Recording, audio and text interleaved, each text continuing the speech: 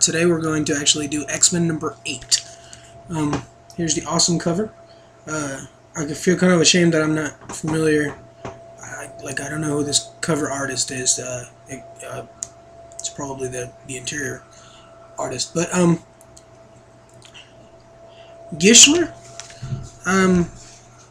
is the writer. I've actually been following this since the very beginning, since Curse of the Mutants number 1, and I just now thought about it to look back and see if it was the same writer, and it ends up being, and it is actually the same writer, Gischler, and I gotta say that I've been very impressed with it, actually. Both Curse of the Mutants and this, he goes outside of the normal boundaries. I think what he did to Jubilee, whether it makes people happy or not, but those are the kind of things I'm talking about. He's bringing some character development to some individuals, though that's not very apparent here. I guess we'll start with the art. The art actually is very nice. You get scenes like this. It's this new artist, Bacalo, which really should get familiar with the artist a little bit better, but this artist is his style is very, very unique, very, very interesting. I like it. I wasn't a very big fan of it last issue, issue number 7, but in 8 it actually works. And looking back at 7 and thinking on this as well, for this current story arc with the lizards and all that stuff, I think that it is very fitting. Truthfully, I don't think any other artist. It's hard to think of another artist. Except for maybe Caselli, who I'm a very big fan of, that could have actually portrayed this the way that he does. So, about the art, really very impressed, very like it very much. Now, going to the story, the good things about the story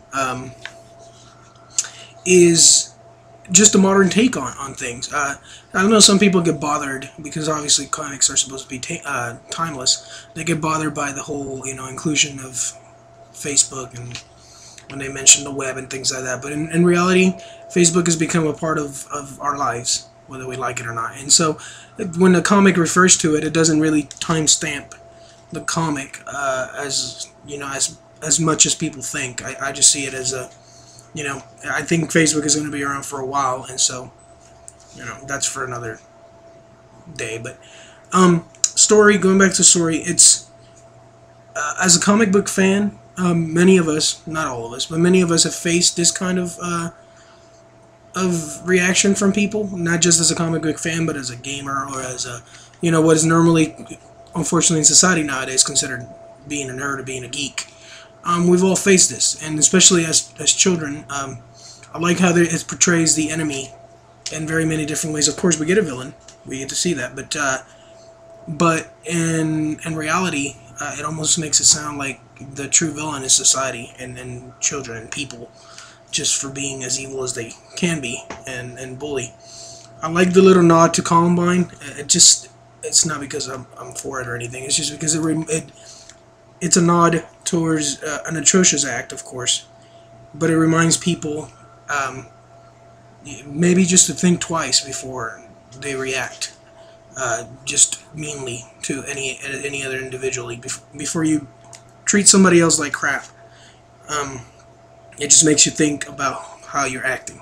Really, that's what I'm trying to get to. So all that said, I guess not to be picky, Spider-Man's a little weird. But that's my only issue. Really, it's a very, very minor issue.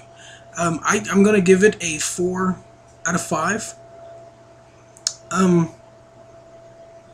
I guess mainly the lack of that one last star, I guess is going to come from the fact that a little bit of the story seems to be just a little weird. It works. It really certainly works, and it gives you the story. It's a little cliche, and I guess that's where my star comes off of. But overall, it is an extremely good comic, honestly. And so, if you're not reading this, if you just didn't like the whole vampire aspect of it, I think you're honestly going to enjoy this if you pick this up. 7 is where the new story arc started, and it's very entertaining. Actually, I must say his art's really nice. And so, without repeating myself too much, pick it up. Very good. Yep, that's pretty much it. So I did just do an entry on my blog about the little bit of changes that I'm doing to my reviews. I'm going to be still doing written. I'm still going to be writing. I'm still going to be doing written reviews, but I'm also going to be doing video reviews a few times a week or a few times whenever I can. So it's going to be a combination. There's not going to be any frequency to the order of which I do one versus the other. It's just going to happen. So just stick around. Just either watch them or read them.